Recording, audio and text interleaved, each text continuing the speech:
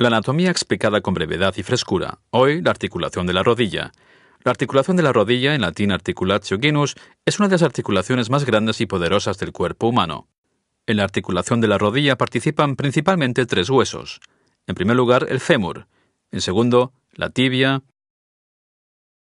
Y en tercer lugar, tal y como vemos aquí muy bien de lado, el hueso sesamoide más grande del cuerpo humano, la rótula, en latín patella. El fémur comprende dos poderosas protuberancias óseas recubiertas con el cartílago de la articulación, también llamados cóndylus, concretamente el cóndylus lateralis y cóndylus medialis. Si observamos la articulación de la rodilla, podemos constatar que se halla asegurada mediante una buena cantidad de estructuras ligamentosas que impiden de una forma sencilla que los elementos óseos de la articulación de la rodilla se rocen entre sí con fuerza. La propia rótula, por ejemplo, está situada en un tendón, el tendón del musculus quadriceps femoris, que pasa, por así decirlo, por encima de la rótula hacia la tibia. Está casi incrustada en el tendón, por lo que se encuentra a su vez fija.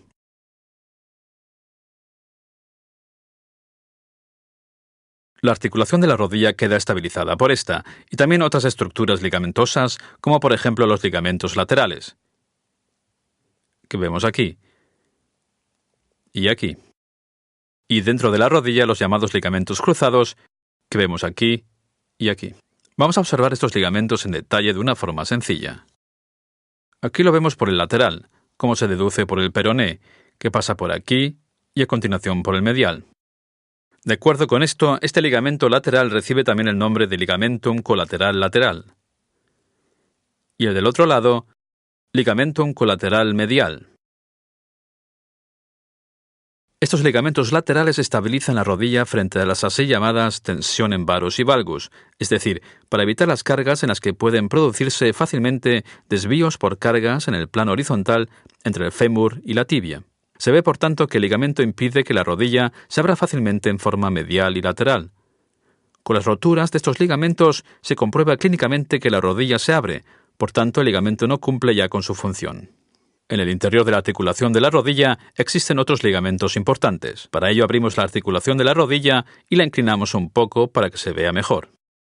Aquí vemos dos ligamentos. Por un lado, el ligamento cruzado anterior o ligamentum cruciatum anterius y justo detrás el ligamentum cruciatum posterius. Ambos ligamentos estabilizan la articulación de la rodilla, protegiéndola contra movimientos de desplazamiento de la tibia que suceden en el plano sagital, es decir, en este, como vemos muy bien aquí. Es decir, el ligamento cruzado anterior impediría que la tibia se rozara contra el fémur en el plano anterior. Y viceversa, el ligamento cruzado posterior impide que la tibia se roce contra el fémur en el plano posterior.